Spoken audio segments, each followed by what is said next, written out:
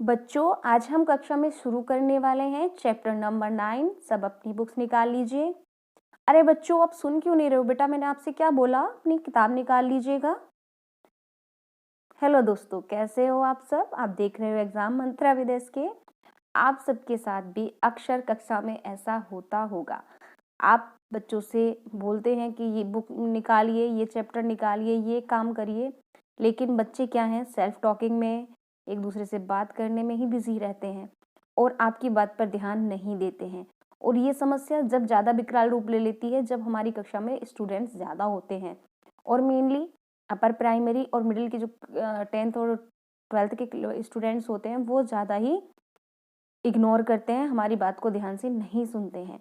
तो किस तरीके से हम अपनी कक्षा को डिसिप्लिन में रखें और इस तरीके से स्टडीज़ कराएं कि जिससे कि वो कक्षा हमारी स्टडीज़ के साथ में एंगेज रहे, वो बिल्कुल भी बोर ना हो और हमें पूरा सपोर्ट करे, हमारी बात को ध्यान से सुने। तो इसी समस्या को सेंटर मानते हुए मैंने कुछ अपनी जो भी मेरा एक्सपीरियंस है उसको आप लोगों के साथ शेयर कर रही हूँ मैं। उसमें कुछ मैंने टिप्स आपको बताने का प्रयास करूँगी कि किन टिप्स को आप यूज़ करके अपनी कक्षा को शांत रख सकते हो, एंगेज रख सकते हो और डिसिप्लिन में भी रख सकते हो। तो चलिए शुरू करते हैं। आज की वीडियो में आपको कुछ पावरफुल स्टडीज़ और ये टेक्निक बताऊंगी जो बच्चों को हमारी कक्षा में पूरे टाइम एंगेज रखें और जो भी हम सिखाएं उसको बच्चे समझ पाएं और अपनी लैंग्वेज में हमें बताने का प्रयास करें। इन टेक्निक्स में हम वीक बच्चों को और जो भी एक्टिव बच्चे हैं उन सबको एक साथ लेकर के चलेंगे। तो देखते हैं कि पहली टेक्निक कौन सी है। तो जो नंबर 1 पर आता है वो है teacher should be well prepared with their topic. तो पहला जो मोस्ट इम्पोर्टेंट टिप है मेरा वो यही है कि जब भी हम अपनी कक्षा में जाएं हमें अपना टॉपिक अच्छे से क्या करके जाना चाहिए, प्रिपेयर करके जाना चाहिए, अपना होमवर्क कंप्लीट करके जाना चाहिए। क्योंकि बच्चों को होमवर्क देने से पहले हमें अपना चैप्टर अच्छे से तैयार कर लेना चाहिए और उन्हें हम क्या क्या काम देने वाले हैं, कौन कौन से एग्जाम्पल्स दिखाने वाले हैं, ये सारी तैयारी और इस टॉपिक से रिलेटेड TLM जितना भी वीडियोस वगैरह आप जो भी बच्चों को दिखाना चाहते हैं उन सब की तैयारी करके आपको एक साथ जाना चाहिए। ऐसा ना हो कि आप वहाँ पे बैठ के टाइम वेस्ट करें, सोचें कि आज क्या पढ़ाएं और क्या नहीं पढ़ाएं। तो जो नंबर 2 की तरफ देखते हैं, नंबर 2 है class sitting plan. Yes friends, ये भी एक बहुत मेन रोल अपना प्ले करता है क्लास में, क्लास का सिटिंग प्लान। तो क्लास का सिटिंग प्लान इस तरीके से बनाइएगा कि कोई भी बच्चा 3 दिन से ज़्यादा एक साथ ना बैठ पाए। हाँ दोस्तों, ये बहुत ही इम्पोर्टेंट पॉइंट है क्योंकि आज भी अगर हम कहीं ट्रेनिंग वगैरह में जाते हैं तो अगर हमारे साथ के टीचर्स हमें मिल जाते हैं तो हम ट्रेनिंग से ज़्यादा उनके साथ गप्पे मारने में इंटरेस्टेड होते हैं।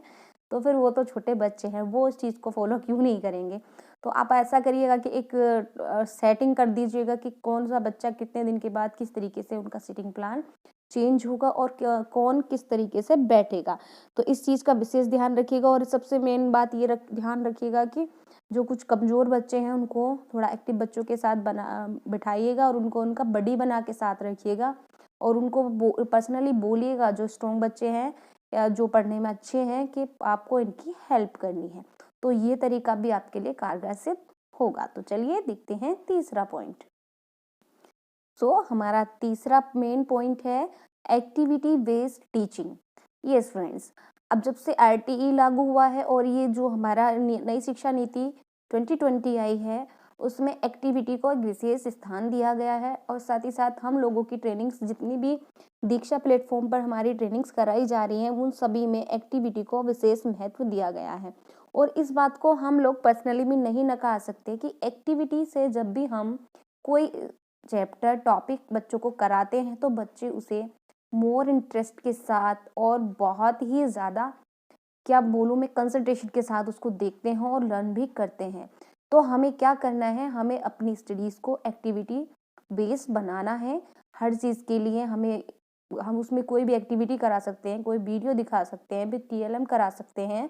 तो इस पे आप मेन फोकस रखिएगा कि आपकी जो स्टडीज़ हो वो बोरिंग ना हो, खाली आप ही बोलते रहें, बच्चे सुनते रहें, तो ऐसे में बच्चे क्लास में एंगेज नहीं हो पाते हैं। तो अपनी एक्टिविटीज़ को एक्टिव करिएगा और बच्चों के साथ शेयर कीजिएगा। इस ट्रिक को यूज़ करके देखिएगा, बच्चे भी हैप्पी रहेंगे और आप भी हैप्पी रहेंगे।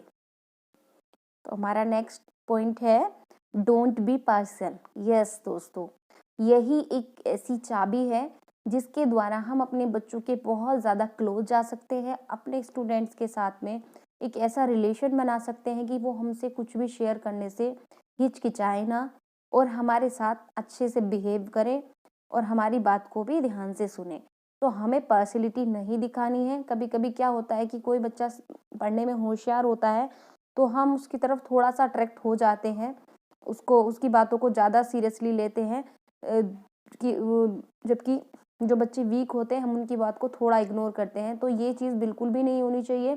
हमें अगर हम पार्शियलिटी दिखाएंगे तो बच्चों का बिहेवियर भी हमारे लिए चेंज हो जाएगा, वो हमारी रेस्पेक्ट नहीं करेंगे और ना ही हमारी बात को सीरियसली सुनेंगे। तो इस मुख्य बिंदु को आप अच्छे से समझ लीजिएगा कि आपको बिल्कुल भी पार्शियल नहीं होना है। सभी बच्चे हमारे लिए इक्वल हैं और हमें इक्वल ही ट्रीट करना है। अगर कोई पढ़ने में कमज़ोर है तो उसको हमें रिमीडियल टीचिंग द्वारा या अपने पर्सनल एफर्ट्स के द्वारा आगे लाने का प्रयास करना है। उसको जो भी होशियार बच्चे हैं उनके साथ बॉन्डिंग बनवानी है ताकि वो भी उनकी हेल्प कर पाए और जब भी हमें टाइम मिले हमें भी उनको टाइम देना है। तो ये मेरा नेक्स्ट पॉइंट था। आप चलते हैं इससे आगे के पॉइंट की तरफ। सो फ्रेंड्स, ये जो नेक्स्ट पॉइंट मैं बता रही हूँ ये है हमारा स्केच नोटिंग। स्केच नोटिंग आप देख रहे हो जिसके बैकग्राउंड में आपको दिख रहा है कि इस तरीके के नोट्स बने हुए हैं, इसको हम बोलते हैं स्केच नोटिंग। यानी जो भी आप कक्षा में पढ़ाएं आप बच्चों को स्टार्टिंग में ही बता दीजिएगा कि मैं आज जो भी कुछ पढ़ाने वाला हूँ या पढ़ाने वाली हूँ आपका मुझे एक उसका आप लोग हमें एक स्केच नोट बना के दिखाओगे। वो स्केच नोट कुछ किसी भी तरीके से वो बच्चे की क्या बोलते हैं उसकी इमेजिनेशन होगी, वो किस तरीके से उसको बनाता है, लेकिन वो हमारी बात को एक इसको स्केच नोट में हमें बना के ड्रॉ करके ज़रूर दिखाएगा। अगर आप इस एक्टिविटी को इंक्लूड करेंगे तो बच्चे का पूरा टाइम ना हमारी जो भी हम पढ़ा रहे हैं उस पर फोकस रहेगा क्योंकि उसको उसका स्केच नोट बनाना है। तो इस एक्टिविटी को आप इंक्लूड करके देखिएगा, रियली आपको इससे बहुत ज़्यादा फायदा मिलेगा। तो फ्रेंड्स, अब हम चलते हैं अपने लास्ट टिप की तरफ जो है वेरी इंपॉर्टेंट। फ्रेंड्स, हमारा लास्ट जो टिप है मेरा वो आज का है सेट सम रूल्स। यस, अपनी कक्षा के लिए सम रूल्स सेट कीजिएगा। जिस तरीके से जैसे आपने अगर कोई क्वेश्चन क्लास में पूछा तो बच्चों को पहले ही बता के रखिएगा कि आप लोगों को हाथ उठाना है, सारी क्लास को एक साथ आंसर देने शुरू नहीं कर देने हैं, जिससे कि बहुत ज़्यादा साउट होता है और किसी भी बच्चे का पता नहीं चल पाता है कि किसको आंसर सही से पता है। दूसरे, आपका अगर कोई आप एक बार मतलब कोई भी साउंड एक बार आप अगर आप 2 बार ताली बजाएंगी तो बच्चों को चुप हो जाना है। एक बार ताली बजाने पर बच्चों को क्या करना है, मतलब इस तरीके के आप कुछ साइन सेट कर दीजिएगा, कुछ रूल्स बना दीजिएगा कि सभी बच्चों को वो फॉलो करने हैं। बाहर जाने के लिए क्या साइन रखना है, इस तरीके से आप अपने अकॉर्डिंग आपको जिन जिन चीज़ों की ज़रूरत पड़ती है आप उसके सब जो रूल्स है सब सेट करके रखिएगा। तो देखिएगा ये आपके लिए बहुत हेल्पफुल रहेंगे। और इसी के साथ हम आज का वीडियो समाप्त करते हैं। फ्रेंड्स, अगर वीडियो थोड़ा सा भी अच्छा लगा हो और आप इसी तरीके के और भी टेक्निक्स जानना चाहते हैं कि किन किन टेक्निक्स को यूज़ करके बच्चों को हम क्लास में ज़्यादा से ज़्यादा एंगेज रख सकते हैं, तो मेरे को कमेंट करके ज़रूर बताइएगा। मैं आप लोगों के लिए इसी तरीके के और भी अच्छे अच्छे टिप्स लेकर आती रहूँगी। तो मिलते हैं नेक्स्ट वीडियो में, तब तक के लिए खुश रहिए, स्वस्थ रहिए। जय हिंद, वंदे मातरम।